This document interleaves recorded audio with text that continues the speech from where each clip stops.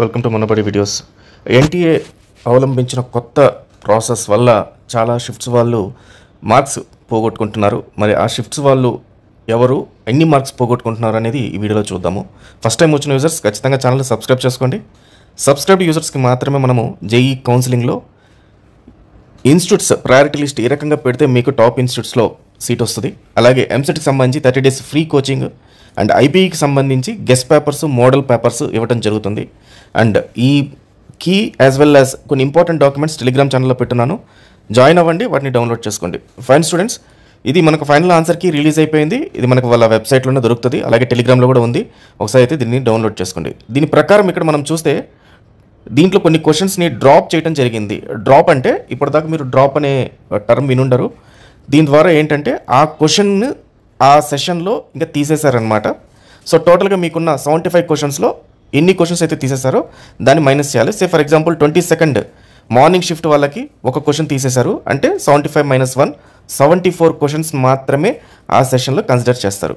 So టోటల్గా అట్లా ప్రతి ఒక్క సెషన్లో మనం చెక్ చేసుకుంటే 22nd afternoon 1 question, 23rd morning 1 question, 8th morning afternoon 1 question, 29th afternoon 2 questions అనేది తీయడం జరిగింది. సో దీని ఇంపాక్ట్ ఏ రకంగా ఉంటుంది అంటే ఆ క్వశ్చన్ని ఇప్పుడు పర్టికులర్గా మనం 29th ఆఫ్టర్నూన్ సెషన్ చూస్తే మనకు ఫిజిక్స్లో అండ్ మ్యాథమెటిక్స్లో 2 క్వశ్చన్స్ని డ్రాప్ చేయడం జరిగింది. ఫిజిక్స్కి సంబంధించి ఈ క్వశ్చన్ ఐడి పర్టికులర్గా ఎవరైనా సరే అటెంప్ట్ చేస్తుంటే అది కరెక్ట్ ఆన్సర్ అయి ఉంటే ఖచ్చితంగా వాళ్ళకి ఇక్కడ 4 మార్క్స్ అనేది వాళ్ళు ఇమ్మీడియట్గా లాస్ అయిపోతుంటారు. ఇన్ ద సేమ్ వే ఇక్కడ కూడా మ్యాథమెటిక్స్లో 4 మార్క్స్ అని లాస్ అయిపోతుంటారు.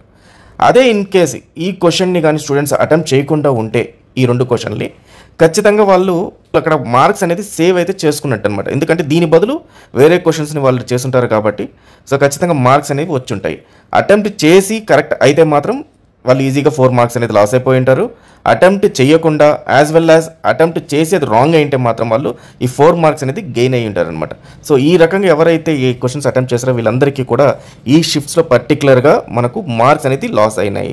సో ఆ రకంగా చూసుకుంటే మనకు 29 ఆఫ్టర్నూన్ షిఫ్ట్లో 8 మార్క్స్ లాస్ అయ్యారు, 28th ఆఫ్టర్నూన్ షిఫ్ట్లో 4 మార్క్స్ లాస్ అయ్యారు, and 23rd and 22nd afternoon shift, 23rd morning షిఫ్ట్లో 4 మార్క్స్ ఈచ్ క్వశ్చన్కి లాస్ అవ్వటం జరిగింది. సో మనకు బోనస్ మార్క్స్ పక్కన పెడితే ఈ క్వశ్చన్స్కి మాత్రం ఖచ్చితంగా లాస్ అయ్యారు. And coming to results 12th అని చెప్పి మనం అనుకున్నాము. సో ఫైనల్కి వచ్చేసింది కాబట్టి ఈ రోజు నుంచి 12th లోపల ఎప్పుడన్నా సరే మనకు రిజల్ట్స్ అనేది రావడం జరుగుతుంది. వన్స్ రిజల్ట్స్ రాగానే నేను టెలిగ్రామ్ ఛానల్లో, యూట్యూబ్లో అప్డేట్ చేస్తాను.